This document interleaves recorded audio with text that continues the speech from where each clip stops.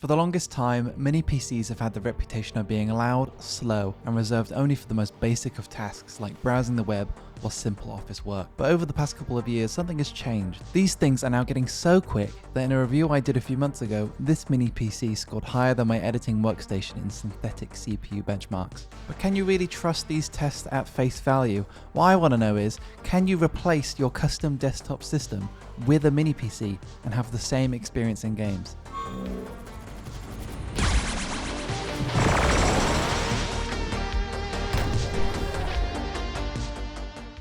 This is the A7 by Geekom. Now a generation old, it's packing the Ryzen 9 7940HS with Radeon 780M integrated graphics and 32GB of DDR5. And here's what I'm testing it against: my custom ITX PC. It's got a Ryzen 9 5900X, an RTX 3070, and 32GB of DDR4. Now to make this comparison as fair as I can, I want the synthetic test results of both systems to be as close as possible. So I'm going to be switching out my 3070 with this Gigabyte 1060, and in doing so, both systems score around 1 to 2% of each other in synthetic tests. So if we take these tests at face value, these two dramatically different computers should perform the same. So is that true? Well, no, and it's not even close. Testing a game with low system requirements at 1080p high settings, the mini PC got an average of 181 frames per second, which is excellent, but the ITX PC scored over double, getting 366. And as we move to games that are harder to run, we see the same story over and over again. The ITX PC consistently getting around 2 to 2.5 times the performance in every scenario that I could throw at it. The difference is so stark that it can actually make the difference of a game being barely playable to actually really enjoyable, like we see here with Helldivers 2, where we go from barely hitting 30 frames a second to almost never under 60. So what's happening here? How can two systems that perform almost identically in synthetic benchmarks have such a dramatic difference in real-world applications? The answer comes down to one thing: power limitations. Let me explain. The more electricity a computer uses, the more heat it will generate, which it then needs to remove. If the components get too hot, the system will either slow itself down to keep under that thermal limit of around 100 degrees, or failing that, it will shut down. Typically, a manufacturer will limit the amount of power the CPU can use, depending on its ability to remove that heat. So with the A7 being only 450 grams in total, that's not a lot of cooling capacity, so this chip is limited to around 54 watts.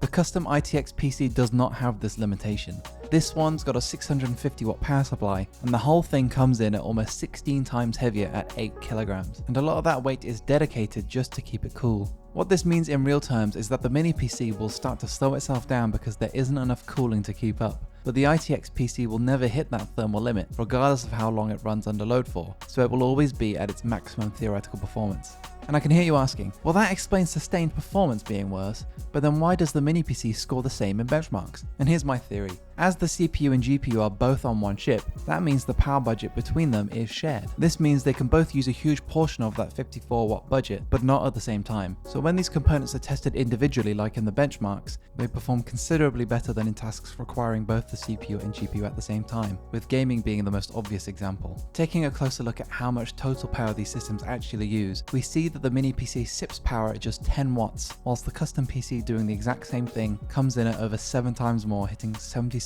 watts at idle. Under a normal load, the mini PC averages around 72 watts, with the ITX PC hitting 3.3 times higher at 240 watts. The maximum I saw from both are 92.7 watts for the mini PC and 322.6 watts for the ITX PC. So whilst the performance per watt of the mini PC is quite a lot better, in terms of actual performance, the ITX PC will win any day of the week. So can you really replace your desktop with a mini PC? If what you use your computer for requires sustained heavy loads for both your CPU and GPU, I'd say no, definitely not. Stick to a conventional desktop. But for everything else, I don't think you can go wrong with one of these. They're relatively inexpensive and can still do 95% of what most people use a computer for, which is Google Chrome.